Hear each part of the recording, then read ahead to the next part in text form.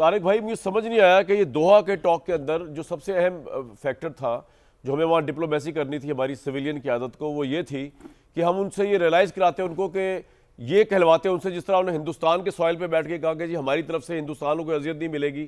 تو وہ کم از کم یہ تو اس میں کہتا ہے کہ افغانستان سے پاکستان کے خلاف کوئی جارحیت دہشت گردی نہیں ہوگی، وہ بھی نہیں لکھوا سکے آپ لوگ تو۔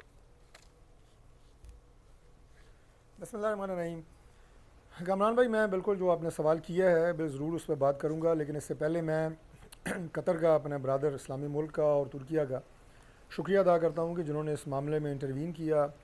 افغان طالبان جو رجیم ہے اس نے جب ان سے رابطہ کیا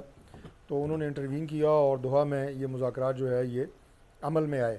دیکھیں، افغانستان کے حوالے سے پاکستان کی جو پالیسی ہے وہ بالکل واضح ہے۔ مذاکرات جب ہوتے ہیں تو بہت ساری ایسی باتیں ہوتی ہیں جو one on one, face to face کی جاتی ہیں، اور جو ہمارے دوست ممالک اس میں انٹروین کر رہے ہیں یا جنہوں نے کیا ہے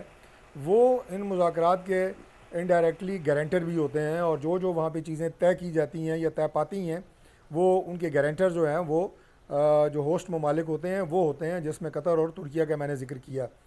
جو میں نے کہا کہ ہماری پالیسی بڑی واضح ہے وہ یہ ہے کہ افغانستان کی سرزمین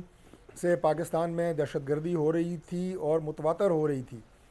اس کا بار بار افغان طالبان رجیم کو یہ بتایا گیا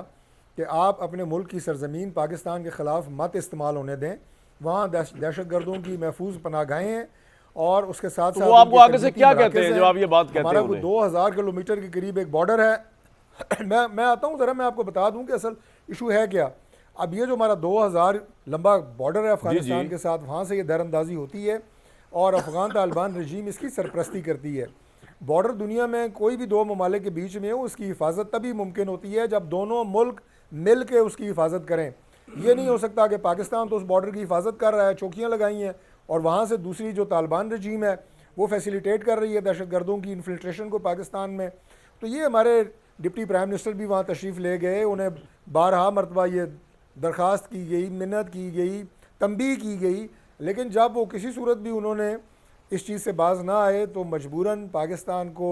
اپنی حفاظت کے لیے، اپنے شہریوں کی اور اپنی جو ہماری افواج پاکستان کے جوان اور افسران ہیں ان کی حفاظت کے لیے ہمیں یہ قدم اٹھانا پڑا کہ ان کی تربیت گاہوں کو اور پناہ گاہوں کو وہاں ہمیں افغانستان کے اندر نشانہ بنانا پڑا، اور میرا خیال ہے کہ یہ ایک ایسا سبق تھا کہ جو نہیں وہ